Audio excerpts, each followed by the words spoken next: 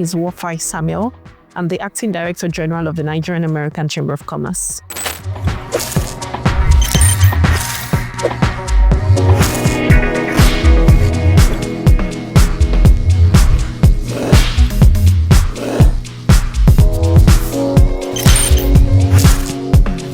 The Nigerian American Chamber of Commerce was established in 1960. It's actually the oldest bilateral trade and business organization, BMO, in West Africa.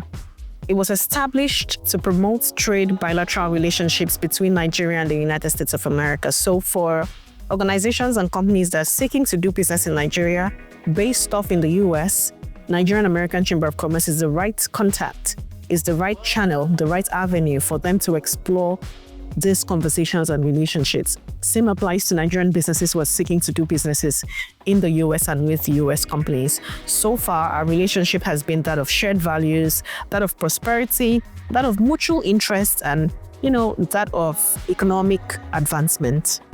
All right. So moving forward on what the NACC does, what are some of the key initiatives and programs that your organization has undertaken to promote trade and investments between Nigeria and the United States? Thank you very much. So we have our offices here in Nigeria in more than 8 states. And then we also have our offices in Houston, Texas, and Maryland.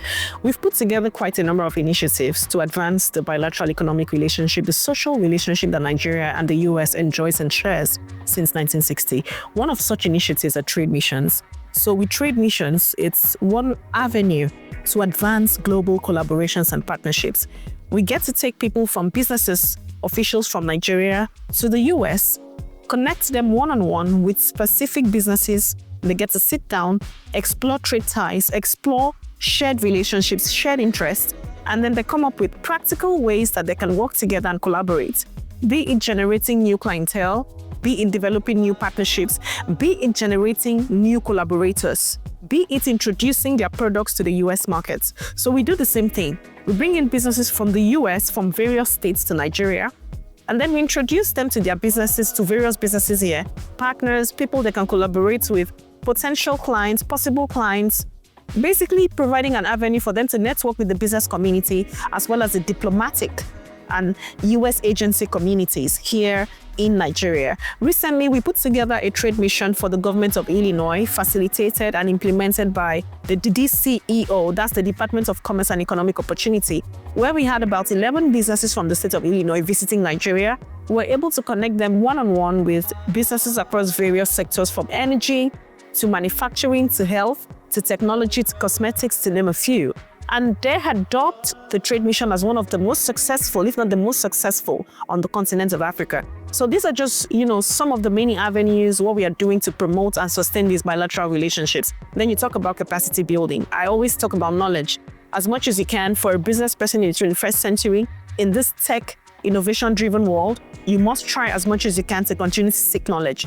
We put together lots of capacity building and networking workshops where people come to learn, relearn, unlearn, and then interact with their peers to see what the latest trends in their sectors are, what the latest innovations are, how they can compete favorably with the market. And then you talk about the advocacy drive. Advocacy is something I'm doing right now. I'm coming on air and I'm talking about the chamber. So we push for issues that concern members. When members talk about some of the challenges they face and what they would like to see the government do and implement, we go on the newspapers, we talk about them, we go on various national and international media, and then we push out the word, ensure that the word gets to the right people. So these are just some of the many services that we offer, some of the things we do to benefit our members. We also have the African Food and Products Exhibition. So the African Food and Products Exhibition is something that we have been able to put together for SMEs, small, medium enterprises across the country, across the continent, to showcase the best of their services and their businesses. Recently, we had that, and we had over 100 exhibitors from various parts of Nigeria, and adopt the events as successful and been very impactful and beneficial to their businesses. Then we have various collaborations with lots of US agencies, lots of other businesses, lots of other business management organizations like other chambers of commerce, to name a few. All of these are tailored towards advancing the causes that affect our member businesses and affect the businesses in Nigeria in general. All right, so you talked about energy in the course of this conversation. Yes, please. Well, let's bring that in Africa, where we have over 700 million people, lacking access to electricity, and also we have women and kids dying from, dirty sources of fuel, source of energy. What is the NACC doing, or what have they done? What have you done in that regard in terms of contributing to alleviating these issues? Okay, thank you very much. So energy continues to be a subject that can never be overflocked. As much as we can, we have to continue talking and pushing on the subjects that are relatable to energy, because without energy, you cannot be efficient. Without energy, we cannot get to that El Dorado of industrialization that we seek to achieve, we seek to attain. We live in a country where, as we speak today, we still generate electricity at about 2,500 megawatts, 3,500 megawatts to 5,500 megawatts. Let me be fair enough to say 6,000 megawatts. That is, below the threshold for a country that is more than 200 million people, a population of almost 230 million. Right now, we stand at 228 million people. Now, what is the chamber doing? We are not specifically energy focused. We focus across various sectors: manufacturing, energy, agriculture, to name a few. But as much as we can, we push for renewable energy. There's lots of solar in Nigeria. We have a lot of wind, we have a lot of hydro. Although we're not at that point where we can explore renewable energy totally and efficiently, we still push for it. How can we possibly, push the word for solar out there to homes and families, to businesses? How do we push the word for inverters? People need to have inverters in their homes. As much as it's expensive, it's a more effortless way to run your home and your activities, so you're not overly dependent on power from the grid. How do we push out these words? During our capacity building workshops, during exhibitions, we invite energy-focused, energy-inclined companies to come talk to people about the energy services that they render and why people should use some of the energy services that they render. That way, we're spreading the word about alternative sources of energy, and we're also supporting the businesses that our members have. So as per policies per se, the chamber has no policies directed at energy, because it's not our duty to put together policies. But we have a duty to push forward some of the policies that the government has put together, and to also push forward some of, the initiatives that our members have put together. And a typical example of what I've given to you is when we have our exhibitions. We invite companies who are into solar energy to come and exhibit and talk to our members, talk to our communities about why other alternative sources of energy are also considerable. All right, thank you very much for the insight. You operate out of Lagos, Nigeria, yes? We have our offices located in various states in Nigeria. Our headquarters is here in Lagos. We have an office in Atlanta. We have an office in Houston. We also have an office in Maryland, a newly opened office in Maryland. All right, thank you very much for the insights. So moving forward, we've talked about what you do and the energy sector in Nigeria. However, let's take the conversation deeper into the opportunities that are there with foreign investments in the Nigerian power sector, and what and how the NACC can facilitate this investment in the country. Okay, so when you look at some of the major giants in Nigeria, you're talking about some of the major oil and energy companies, the likes of Chevron, Mobil, to mention a few of them. These are all US companies. They invest billions of dollars every year in Nigeria. They pay taxes amounting to billions of naira in Nigeria.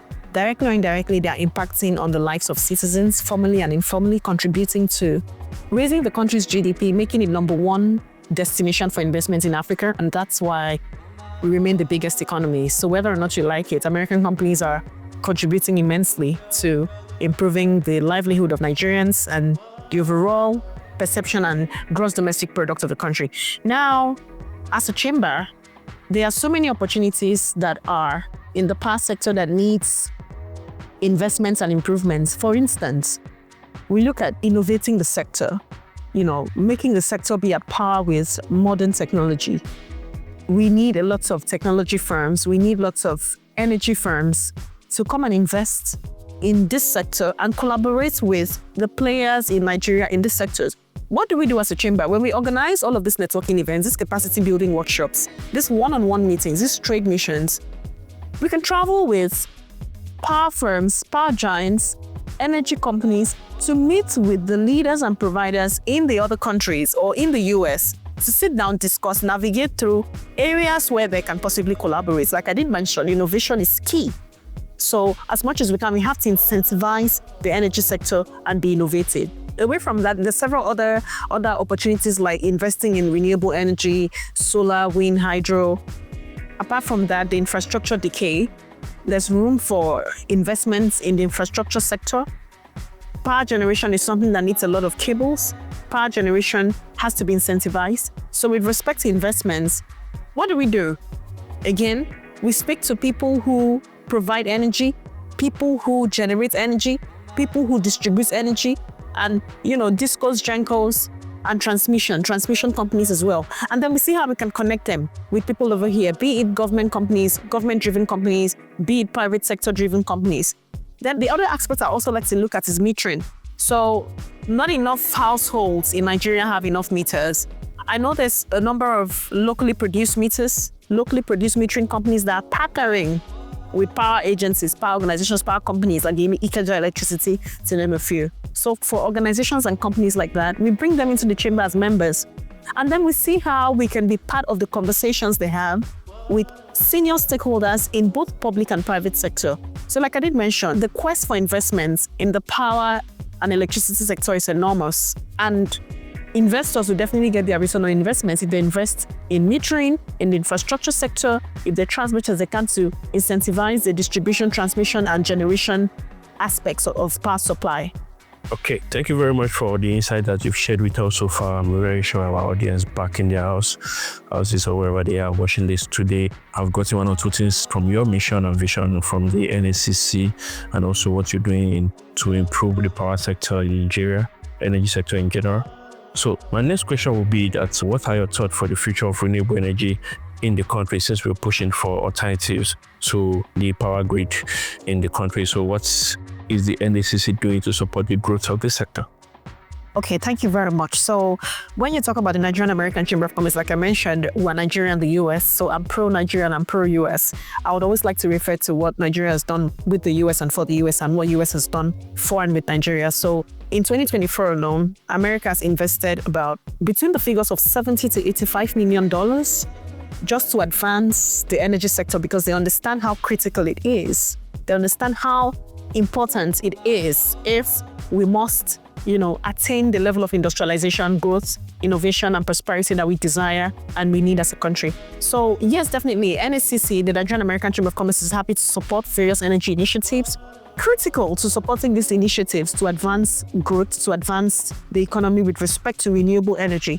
What I would say is some of the challenges have to be nipped in the bud.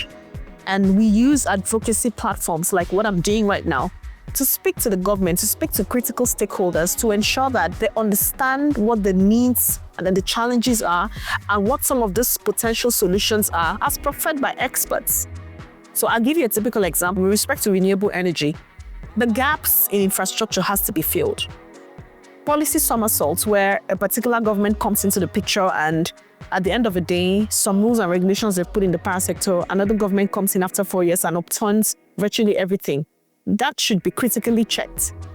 So there has to be some level of continuity. If a particular government has started an initiative that is critical to the development of the power sector, a new government coming in who doesn't want to work with that doesn't totally have to eradicate it.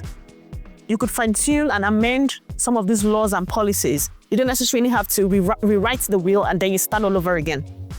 So with respect to policies, we have to tighten policies. And then with respect to collaborations, we have to see how well we can collaborate with even local companies in Nigeria.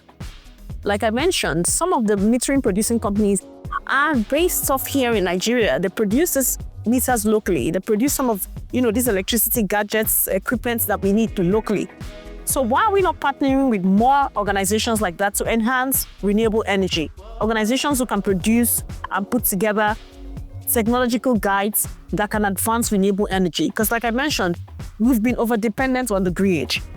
And at this point in time, the level of power we generate between 55 to 60 megawatts at the end of every day, it's almost not enough for the population, the majority of people we have in Nigeria, a country of more than 200 million people, more than 280 million people. So there has to be those alternatives. Renewables it's not in question. We are long overdue. for our population, for the GDP that we have no reason whatsoever not to embrace renewables. But what are the challenges? We have to meet these challenges in the board, see how we can prefer solutions to some of the challenges that we face. And like I did mention, infrastructure is there, policies are there. We have to put these policies in place, put infrastructure in place, then ensure that we're meeting up best global practices. For countries that have excelled in renewable energy, what are they doing? Are we at that level yet? If we're not there, what can we possibly do? So specifically, what the NECC does with respect to this is in the aspect of advocacy. Like I mentioned, we don't create the policies. We are not an energy-driven company. The most we can do is lend our voices, listen to what our members are saying, listen to what the experts are saying, and then we continue to push these narratives. That's the best we can do, and that's what we continue to do. Okay.